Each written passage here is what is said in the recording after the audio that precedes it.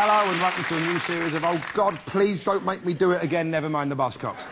We've been on air now for a long time, and I know this is always fun on a comedy show. A quick reminder of how we all looked when we began. This is a picture of me. I suppose I'm about 19, 20, something like that. There's a picture of Phil. He's about 19, 20 stone there. And here's a picture of Bill. He's surrounded by 19 or 20 of the armed Coast Guards.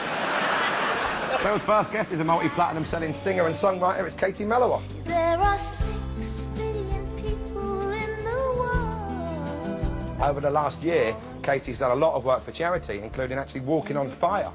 And I happen to know Jimmy Carr's about to walk on fire in the middle of the night down his own stairs, as soon as I find out his address. Let's see if he can raise a grin then. Our second guest is Ministry of Mayhem's resident dadnit. It's Holly Willoughby. Holly has a fear of being left alone in a forest, a fear, coincidentally, that she shares with Bill. But to be fair, the last time he was alone in the forest, he was netted by hunters and brought back to the country in a crate, so that seems more reasonable. Holly and Katie Philstein, ladies and gentlemen.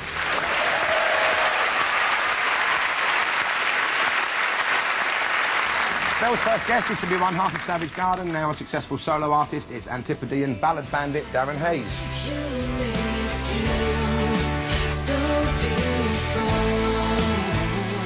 When Darren played Party in the Park in 2002, he nearly didn't make it because he was stuck in a huge motorway tailback, which also held up Westlife, Darius and A1. It's the first time a traffic jam has won a Grammy for outstanding contribution to music. The second guest is the all-American boy next door. If you grew up in Waco, it's Yankee comedian Dave Fulton.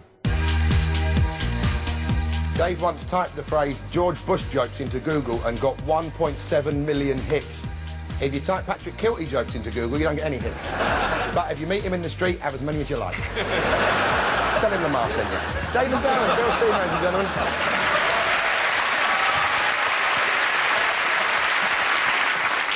We start the show with Guess Who for Bill, Dave and Darren. Which of these two recorded part of their album in Carrie Fisher's bathroom?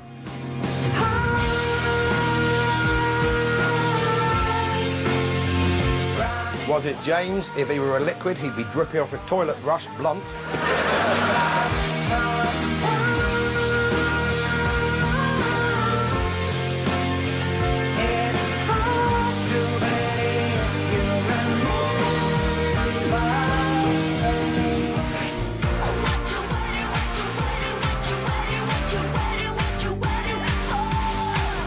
Or was it Gwen? If she were a liquid, she'd be a nice mug of steaming cocoa. Because you'd be happy sticking your face in her at bedtime, eh?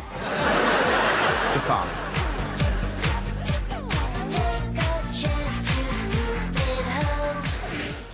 I'm looking at that, all I'm thinking is I wish the desert was a foot deeper. And we were just thinking, isn't that how the Aussies treat their backpackers, by the way? That's scuba divers, and that's in the Barrier Reef, and it's sharks. That's what we do. You know, it's their own fault. I mean, you know, there's shark, you know, and we'll go to scuba dive with sharks, and they complain because they get bit. Exactly. Yeah, we went on an owl watch once. We got left behind. But, it was several years before they noticed we were missing. So, actually, Mark, you'd be very proud. I recently made a documentary about otters. I know. What do you mean you know? You said that with a degree of contempt that Yes. denies your delight. Yeah, anything I know about you will be said with a degree of contempt. No, but just to tell you this, I went to the place where we're supposed to see the otters. And I went, is there any otters here? And the bloke went, no. He goes, there's quite a lot of dogging. That's a good excuse if you get caught by the police. Oh, I was otters. I was looking for otters. A guide dogging. So, There's no way you're going to have sex with a dog with perfect eyesight, Bill. Anywho. right. What's the question? The question was, which one of them made an otter documentary? Yeah. Well, the first, I mean, it's, you know, they're quite rare, one of the rarest mammals in Britain, but they're on the way back because of the post-industrial society. It sounds to me like the actual documentary will never be aired, but we've had the highlights. Yeah. Some of the male ones get to about 4.5. So, anyway... Wrong head, Dave. Oh, we've all done that old thing on the beach. All bury him up to the neck. Pass me a 3-wood. That's what I want to do. Let's have a look at Gwen. Is that Gwen's house? Yes. How brilliant is her estate agent?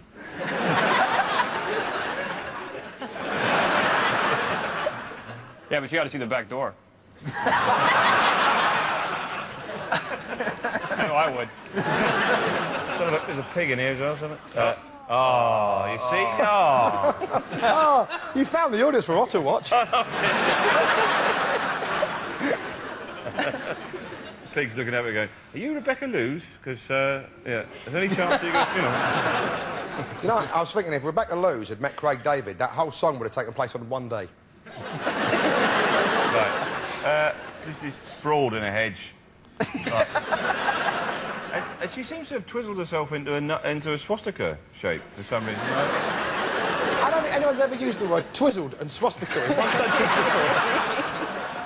See, I know the answer to the question, I think. Oh, do you? I think. Oh, go on then. Well, I think that Carrie Fisher was Blunty's landlord. He used to live in her house. Yes. Yes. It was actually James Blunt. Carrie Fisher was his landlady and she let him record the song Goodbye My Lover in her bathroom. And just a little bit of advice here, if James Blunt ever asks to use your bathroom, make sure he's having a shit.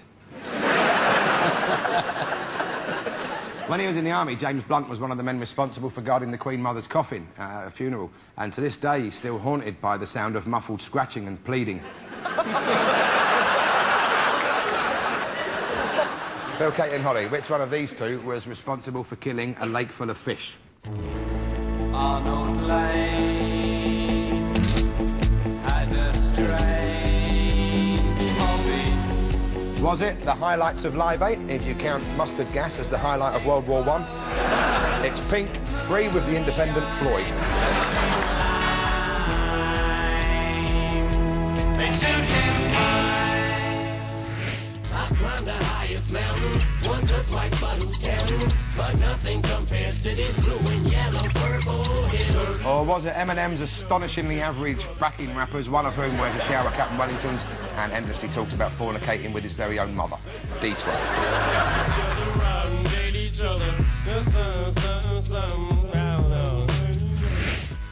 So one of those killed a lake full of fish. I'd say it's Pink Floyd because they've been around a lot longer. So there's more chance. But that means any question we ask, they're more likely to be it. If I said which one of these is Eminem's rapping group from Detroit, you'd have to say, well, statistically, I would say, chances are, which ones are the nickname of Detroit's Dirty Dozen? Well, I've got to say Pink Floyd, Mark, because they've been around such a long time. Which ones of these are black? I would say Pink Floyd. It doesn't always work. No, it doesn't. No. Thank you, Miss Vorderman.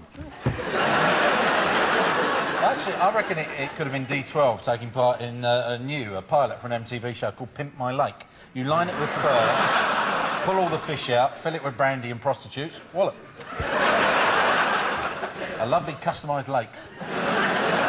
Or maybe the big fella there in D12 just got given a wheelie bin full of tartar sauce and thought, you know... I can't eat anymore. It's dinner time. Is that how his mind might work? Speaking as a larger man, Mark. Yes. Because everyone else was looking at that and thinking, yeah, there's a big bucket of tartar sauce somewhere. Bing bong. Wheelie bin of tartar sauce. Your skip full of lemon wedges, sir? Has your lake been pimped, sir? Oh, otters covered in bling. Oh. Bling of bright water.